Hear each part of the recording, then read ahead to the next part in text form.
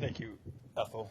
Well, and as you heard and as we see, it's a very powerful and moving passage. It's a very confusing passage, and we will get into that. But this series, we've been looking at the life of Abraham, and we've been looking at what does it look like to love God. We talked about the two great commandments are to love God and to love people, and each week I say it's very tangible to love people. We can see them, they're with us, we see it, but practically what does it look like to love God? And we've seen this in the life of Abraham. We've talked about, like, sometimes he's an inspiration and we want to be like him. This would be one of those weeks. Other times he's a warning and things to avoid. In the big picture, what we see today and what we learn about loving God is when we love God, we expect God to be good. We expect God to be good. We believe God will provide, especially in moments when life falls apart. We can trust that God will be good. We can trust that God will provide, especially in moments when life falls apart. And what we see in this passage, it starts out in verse 22. It says, after these things, God tested Abraham. It's a testing of Abraham's love for God. Looking back and reflecting a little bit, I was thinking about it. I kept getting this image as I was thinking about this testing of Abraham, and it made me think about my mom. And she was, the more I think about my mom, she was a survivalist. She did whatever it took to survive. She was a single mom with 4 teenagers. Became a single mom when she had 4 teenagers. So like just survival mode is what you get at that point. But this trickled into kind of everything that we did. And this is still amazing to Karina. When I was going to college, I didn't really know what I wanted to be when I got older. My uncle was a pharmaceutical salesman, so that's what I thought you did. So I wanted to do sales, but I wasn't like going to be an accountant. I wasn't going to be a doctor. I didn't like lawyer. Like I didn't have something. So my mom's like, again, survivalist. She's like, get an education degree because you'll always be able to get a job. That was her rationale. You don't know what you want to do, get an education degree. They will always need teachers. Again, for her, it was always about surviving. That's probably not the best motivation for getting an education degree, but that was hers. She had a second motivation, me getting through college. So I was going to the University of Missouri, and she looked it up, and there was very few majors where you did not have to take foreign languages. She found one. She was a high school counselor.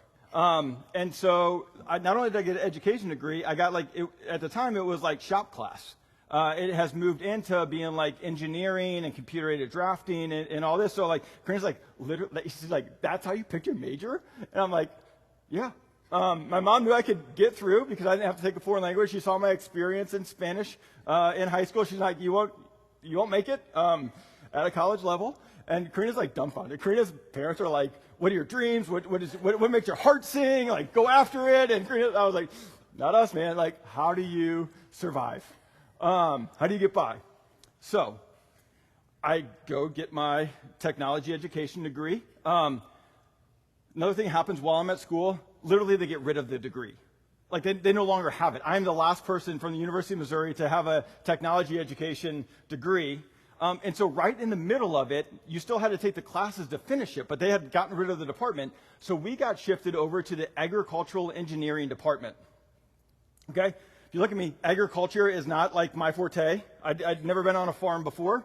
And engineering isn't it either. So I find myself in these classes on like how to do, it's not just like how to do electricity, it's how to wire chicken coops. I'm like, I don't even know what a chicken coop is.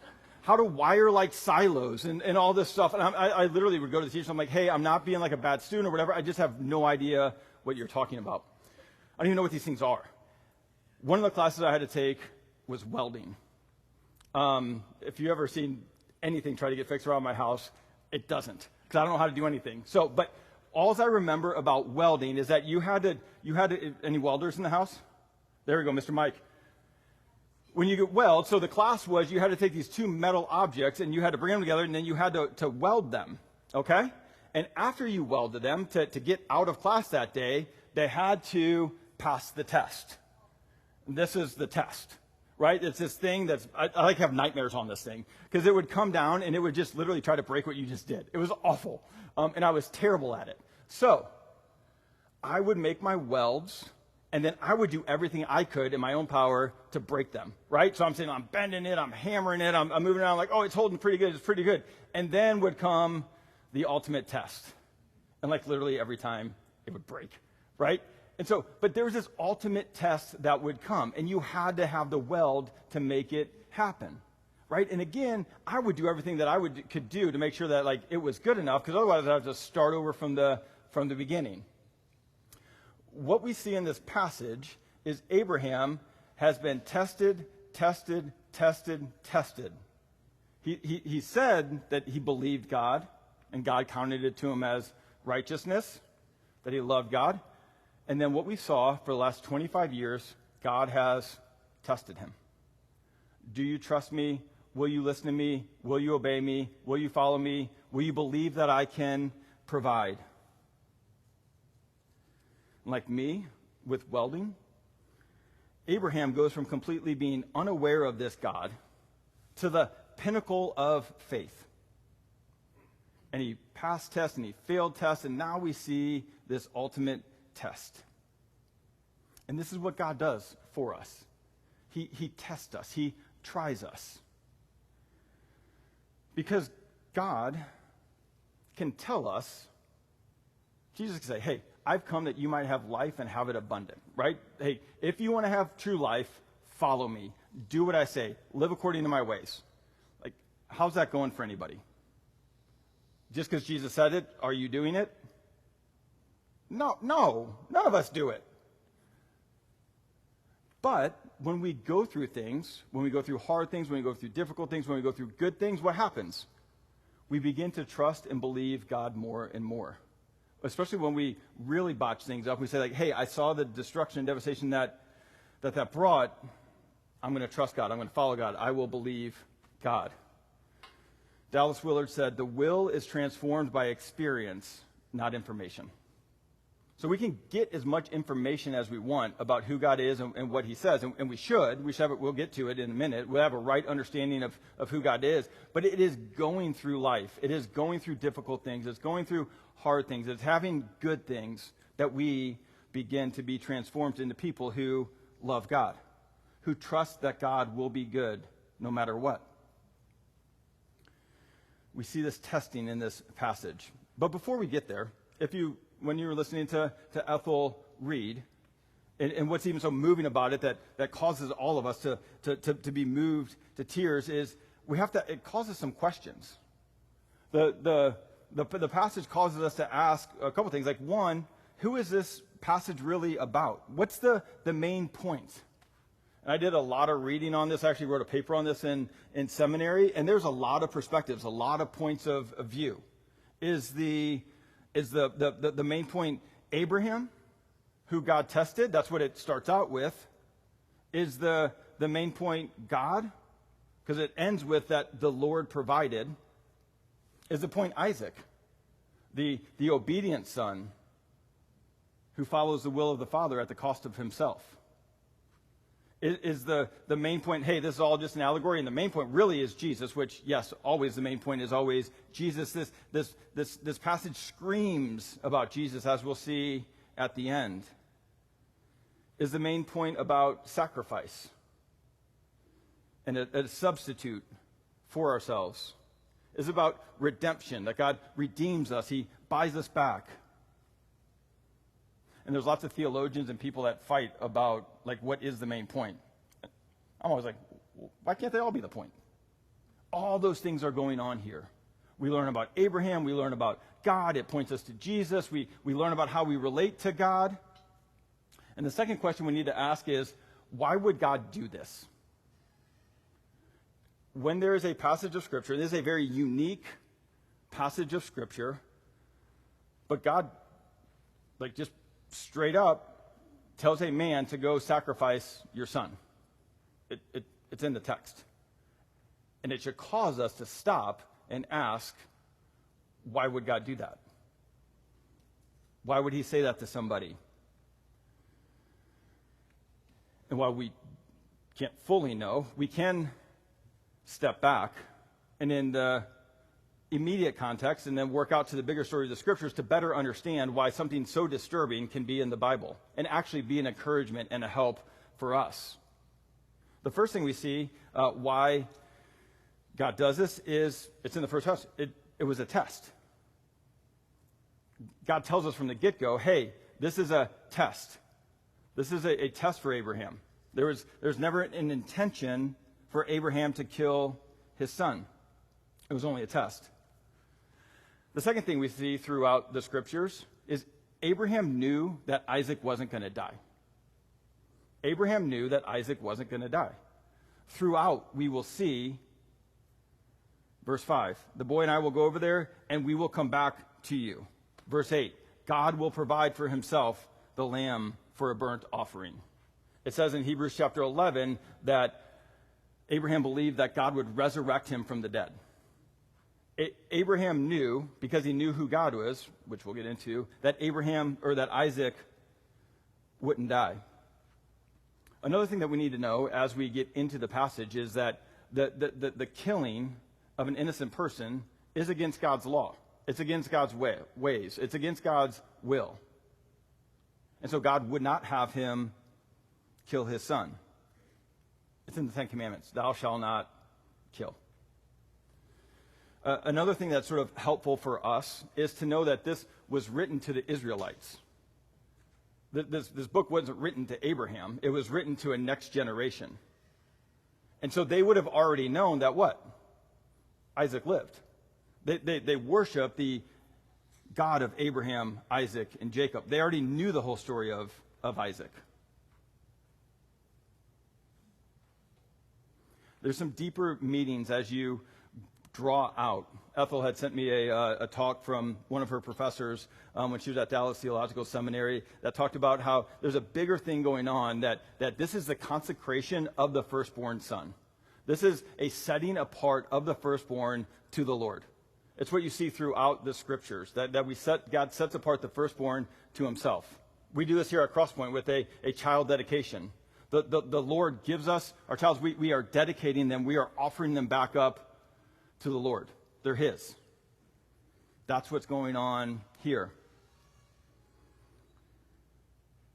You see that ultimately in Jesus. He is consecrated. He is set apart. And then the last thing that I thought was really helpful, the guys from the Bible Project, there are little videos that help explain the Bible that are really good. They talked about what goes on is, they called it prophetic reenactment. What the prophets would do is they would act out in miniature what God was doing big picture. So you see Hosea is a prophet, and he says, hey, go marry a prostitute so you can understand how unfaithful you are to us. Right? So he actually has them go do it because it displays a bigger picture of God's people going against him, drifting from him, worshiping other gods. He has Ezekiel lay on his side for a year or two, just to make a point. This is what prophets do. And Abraham was a prophet. So what Abraham's doing is he's giving us a picture of something that's bigger that's going on. That's why it ultimately points to Jesus. So as we get into this text, you should ask those hard questions. It's really disturbing. But there's always a reason. There's always an understanding of what God is doing, particularly if it has to do with violence. If you see there's violence and it's associated with God, there is a bigger picture, there's a bigger story that you just need to seek to understand what God's doing. And the first thing that we see God doing is testing Abraham. Verses 1 to 2. It says, after these things, God tested Abraham and said to him, Abraham, and he said, here I am. He said, take your son, your only son Isaac, whom you love, and go to the land of Moriah and offer him there as a burnt offering on one of the mountains of which I shall tell you. God says he tested Abraham. Some translations get it wrong. They said that he tempted Abraham. What God is not doing is enticing Abraham to do something wrong. God never entices us to do something wrong. God never entices us to sin. But what's going on here, this word for test means to prove, to test. To see, do you trust? Do you believe? Waltke put it this way. He says, this word means to test another, to see whether the other proves worthy. To test to see if their faith is worthy, to see if it holds up in the hard things of life. Because when do we need our faith? Like, when things are doing, like, everything's going great, not a hard time, right? Like, when's our faith tested? When do we question God? When we don't understand, when things are difficult, when things aren't going the way that we want them to go. God is strengthening the faith. And that's the difference between being tested and being tempted. One commentator said, Satan tempts to destroy us. This is what sin does. Satan tempts us with sin.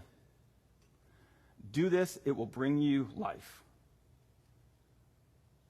And so we do it, and what happens with sin? It destroys life. Satan tempts to destroy us, but God tests us to strengthen us. God is seeking to strengthen, to change us, to transform us, to help us put our trust in him. And like weight training, to increase our faith, to be trained in faith, you need to exercise it. So Abraham has been going through what? All these different tests. He sends him into famine. He makes him, you can't have children. He's going through all these difficulties, all these hard times. He's like, hey, go to this land. I'm not going to even tell you where it's at. What's he doing? He's strengthening his faith. He's exercising his faith. David Teach, who is from a church that helped us with some of these graphics and all these things, put it this way. He says, sometimes God puts his people to the test, not to trap them, but to give them a chance to demonstrate trust and loyalty. Sometimes God puts his people to the test, not to trap them, but to give them a chance to demonstrate trust and loyalty. It reveals what our trust is in, what our hope is in, what our confidence is in. It all comes back to the 10 Commandments. The first commandment is, you shall have no other gods before me. Our allegiance, our trust should be in God and God alone. And what happens to Abraham here, he gets tested with the ultimate thing. It's like the ultimate test. It's like the welding thing that still gives me nightmares. He tested him with his son. And it wasn't like, oh, Abraham was like indifferent towards his son, or people didn't really like their kids back then. Like, no. He longed for this son. He waited for this son. He tried to do everything in his own power to get a son. It's a son that he longed for, that he loved. It was a son that was a means to God's promises to Abraham. God said, I will make you into a great nation, and it's going to be through a son named Isaac. And now God's saying, I'm going to test you with that. He's asking him to trust him with that, which is really interesting. If you go back to Genesis 12, it says that Abraham was living in a land, and God called him to the promised land. And Abraham had to leave everything that he knew. He left his place, he left his people, he left his family. He was cut off from his entire past. And God called him to trust him, to follow him. And now what's happening? What's God doing? He's testing him with his future.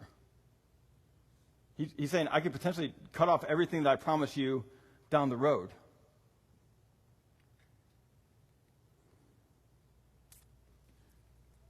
And with 3 short little imperatives, he says, take your son, go, and offer him as a sacrifice.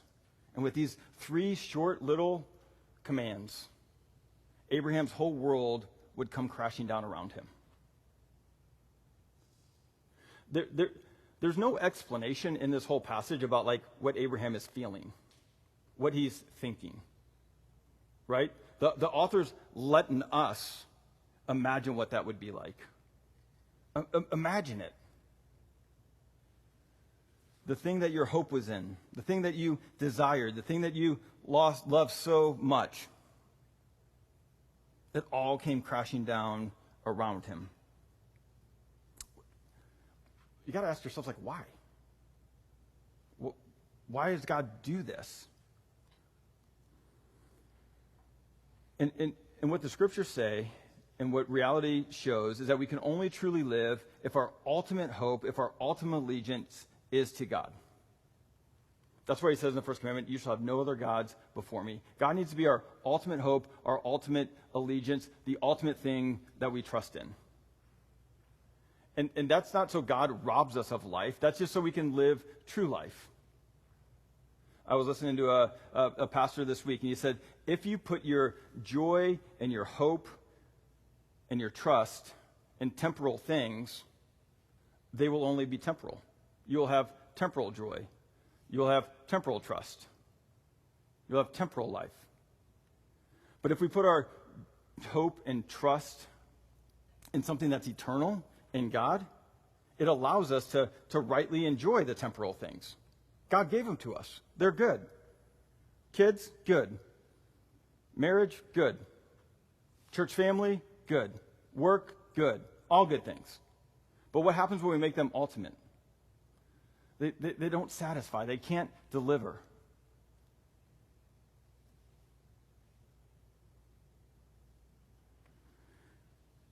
Ian Duguid says that when we put our hope and allegiance in things other to God, anything else is idolatry, and it leads to insecurity.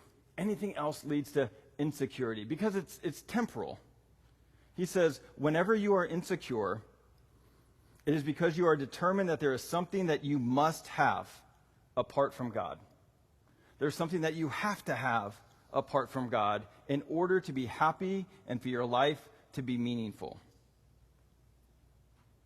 And when we put our hope in those things, when we trust in those things, when we put those to the ultimate test, they don't stand up. And we do it all the time. It's not like this one-time deal, like, oh yeah, I used to, for me, like I lived, like who was ultimate in my life? Me. 25 years. Who was center? Me. Right? Now, it's not that I became a Christian and then all of a sudden, guess what? Oh yeah, I don't think I'm the center of the world anymore. Like that just kind of went away. No.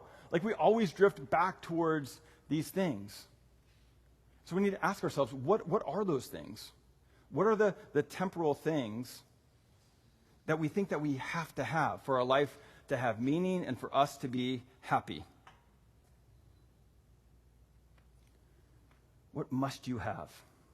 I tell a story a lot. My mom, I guess a mom sermon, she was at church one day, and the pastor was talking about idolatry. You should have no other gods before me. Same deal, this sermon. Like, don't put your trust in other things. And my mom, again, hard life, survivor.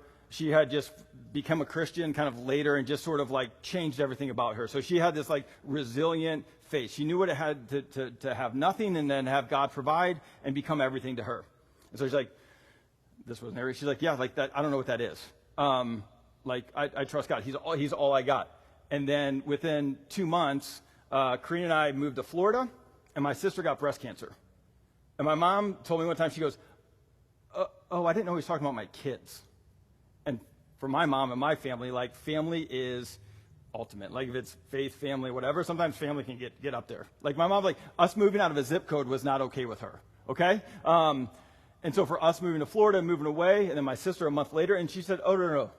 I didn't know you were talking about my kids. We were ultimate.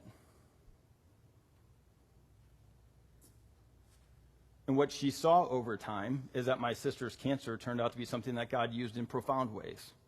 And us moving to Florida is something that God used in profound ways. What's that ultimate thing? For me, it was moving to Florida. I've told you guys, like, I did not want to leave my nieces and nephews and brothers and sisters. Like, it's not that, like, that went away. I was supposed to be back in St. Louis Friday night for my nephew's graduation party. We didn't get to go this time. Right? There is still, like, loss for those things. It's still painful. I still remember before we moved down here, I would weep at night knowing that I would be away from them.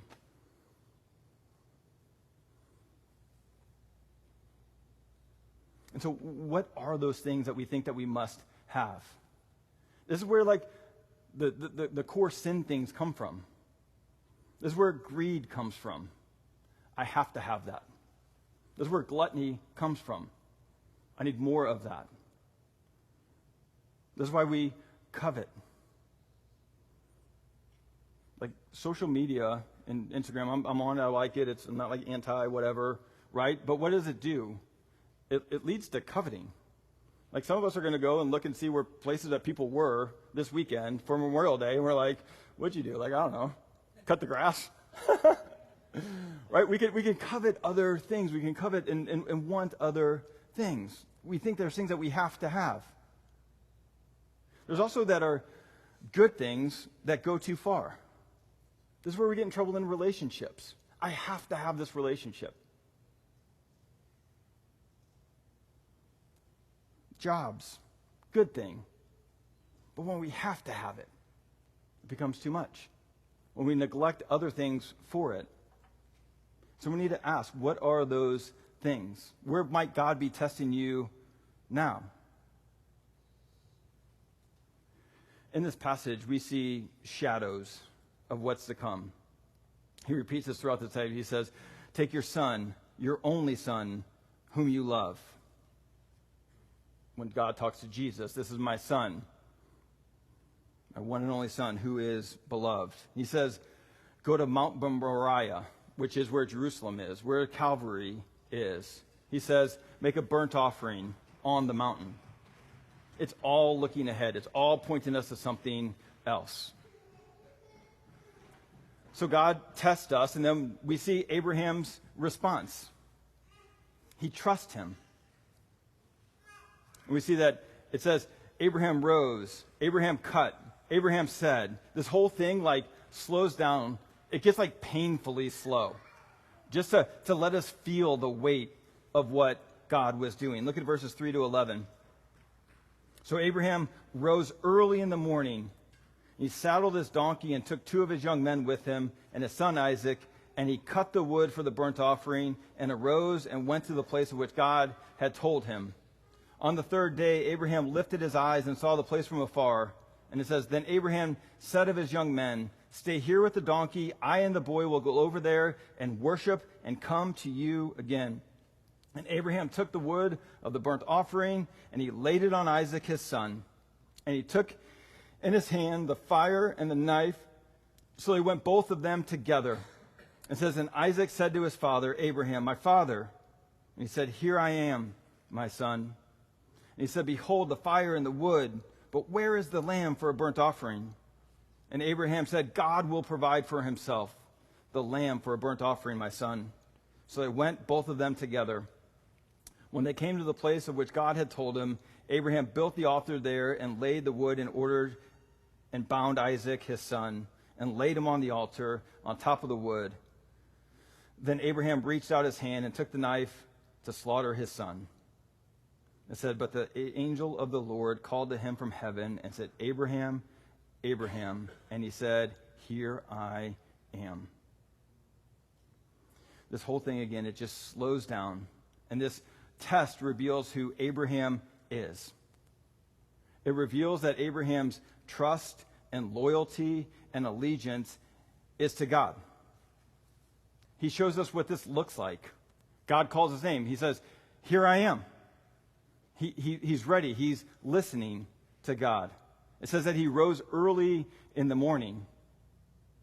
It says he took 3 days to walk. He would have time to think through this a little bit, right? Anytime like, oh yeah, God, I'll do that. And then you start thinking about it, like, maybe not. But he stayed loyal and allegiant to God. And what this account does, it shows us what loving God looks like in the most difficult and impossible of all situations. I don't care if you have kids or not. We can all stop and think about what that would be like. There's an emphasis on the Father and the emphasis on the Son. It keeps saying it over and over and over again. It's the same emphasis we see at the cross. Jesus is faithful and loyal and allegiant to God. Fleming Rutledge is a theologian who said, perhaps this event may be understood as encompassing all the incomprehensible silences of God from that day forward. There are things that are going on in our world. There's things that are going on in our lives. There's things that are happening that seem incomprehensible. And this moment captures those. There's a silence from God.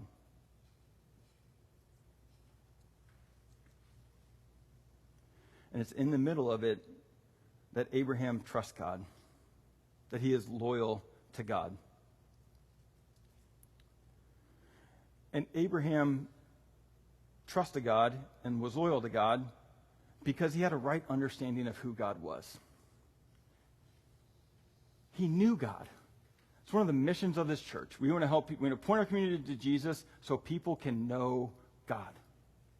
If we have a right understanding of God, of who he is, his power and glory and majesty and holiness, his wonder and awe, and his grace and his mercy and his kindness and his love, when we understand who he is, ultimately displayed through his son Jesus, we will trust him. We'll obey him. We'll follow him. Now, there is a thing that we need to warn ourselves. If there is something that's against God's will, that's causing destruction and devastation and death, that's not from God. He's not calling you to do that. But Abraham trusted and obeyed God because he had a right understanding of who God was in his story. He expected God to be good and God to provide. That's what Abraham expected. I read at the beginning. I and the boy will go over there and worship and come back to you. We'll both come back to you. He expected God to be good and to provide. Verse 8, God will provide for himself the lamb for a burnt offering. Abraham expected God to be good and to provide. And so he obeyed him. I mentioned Hebrews 11, verse 17 to 19. And it said that by faith, Abraham believed that God would resurrect him from the dead. He believed God would not take life, but bring life. Abraham had a right understanding of God. We saw it back in chapter 18. They're arguing, Abraham's having a conversation with God about sparing Sodom and Gomorrah. And in the conversation, Abraham says in 18 verse 25, far be it from you to do such a thing, to put the righteous to death with the wicked, so that the righteous fare as the wicked. God, I know who you are. You won't let the righteous die. Far be that from you. Shall not the judge of all the earth do what is just? Abraham knew that God would do what was just and right and good. We need a right view. We need a right understanding of God. And when we do, that we can trust that God will be true to his character. No matter the circumstances, no matter the situations. Little graphic from the series is this reminder that loving God means we expect God to be good. We believe God will provide, especially when life falls apart.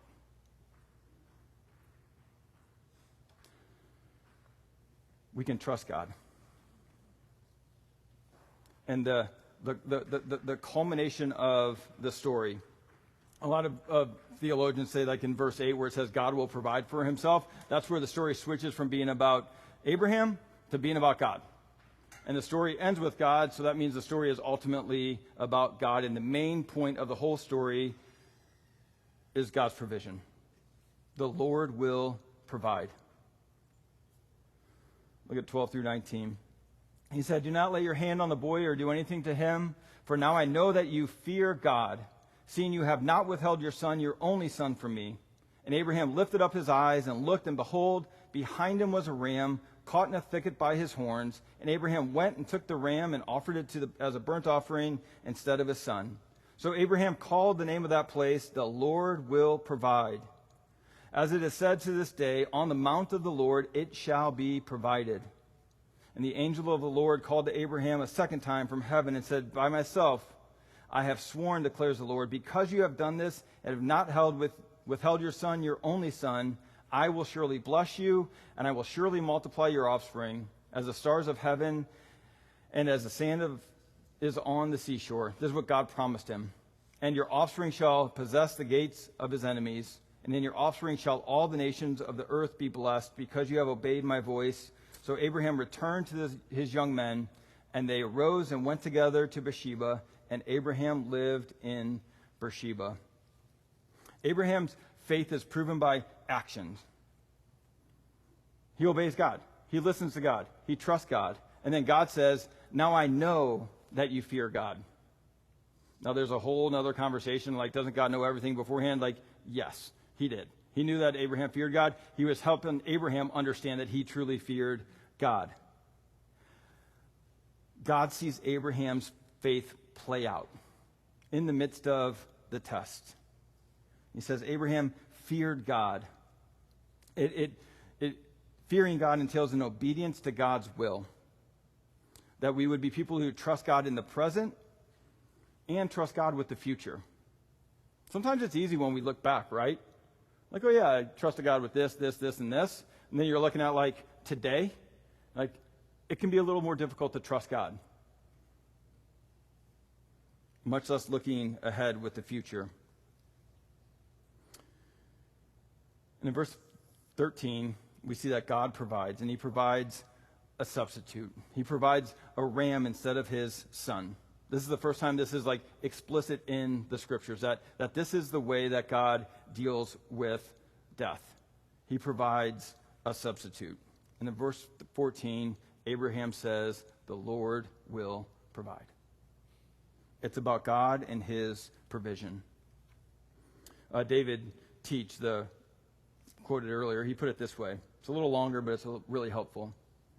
He says, Abraham's complete certainty of the provision and help of God, together with complete openness as to the details. So Abraham was very certain that what? God would provide. He was also very open with the details. How? Hey, God, hey, Dad, how's this going to happen? I don't know. The Lord will provide. Makes Abraham's refrain in the story, the Lord will provide, a model reply to the most agonizing questions of life. The Lord will provide a model reply to the most agonizing questions of life. And I think it's not even just the most agonizing, it's any question in life. I remember a few weeks ago, there was a mix-up in Weston's lacrosse team, and we went to his first practice, or what we thought was his first practice, and he looked around, and there was not another kid. He's like, Dad, my team's not here. And so we're sitting there on a Tuesday night, and he loves lacrosse, and all he wants to do is play lacrosse, and we're sitting there, and we're like, buddy, it'll be okay. We'll figure it out. It'll be okay. So we talked to the coach. All the parents had left one team and went to another team, and it turned into a big mess. And but we said, hey, but it'll be okay. We'll take care of it. It'll be fine. You may not get to play lacrosse this session, but that'll be okay. But we'll do our best to do it.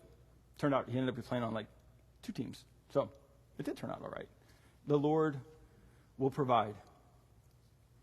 I have to share one more of these. This morning, we're getting everything ready and all set up and all this stuff, and Marshall's not here, hence like that not working, and a couple other things not working and stuff like that. And so Ashley gets ready to play the piano. She's like, hey, this isn't playing. And we're like, oh, we maybe didn't plug it in right. And then so we like plugged it in, like, nope. She's like, no, it's not turning on. And I was like, oh, okay. I was like, oh, I saw a piano back there today, right? So I walked back there and I walk out with the piano. She's like, I was like, hey, the whole point of the sermon is the Lord will provide. Here we go. Let's get this. Right? So that's not really our piano, but it worked. God will provide the most agonizing questions of life and the most menial thing. Would it be okay if that piano didn't work today? Yeah, we would have been fine. Okay? But what happens? God provides. When life falls apart, and friends, it will fall apart, we come together to remember and remind each other of what kind of God we have. What do we do every Sunday? we come together and remind one another of what kind of God we have. Remember the lengths that he will go to ensure our rescue and salvation. God provides. He sees our deepest needs, and he solves our deepest problems. There is no place too far for God to go, no problem too impossible for God to solve, and no cost too high that God will not pay it so that we can have him and have life. Do you believe this is what God is like? This is the God of the Bible. We can trust him. He'll provide. Menial things and major things. Everything in between. He'll provide. You know what kind of freedom that brings? We live in a world that people are just running around mad, making sure everything is provided for.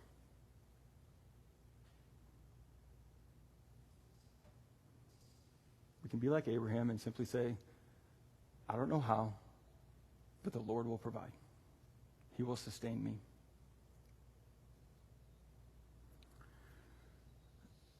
I've been saying it throughout.